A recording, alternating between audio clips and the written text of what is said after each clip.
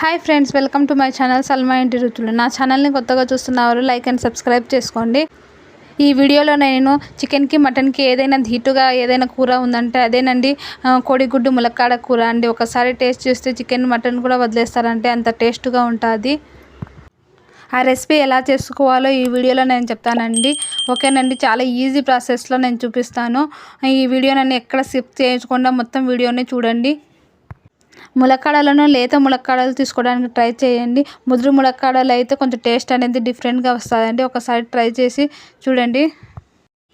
ములక్కాడకు పైన చెక్కు తీసేసి వీడియోలో చూపించిన విధంగా చిన్న చిన్న ముక్కలుగా చేసుకొని పెట్టుకోవాలండి. ఇప్పుడు రెసిపీలోకి వెళ్దామండి.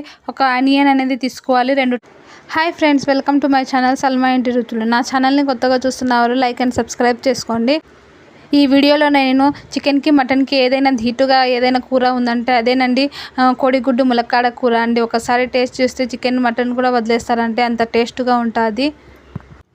ఆ రెసిపీ ఎలా చేసుకోవాలో ఈ వీడియోలో నేను చెప్తానండి. ఓకేనండి, చాలా ఈజీ ప్రాసెస్లో నేను చూపిస్తాను. ఈ వీడియో నన్ను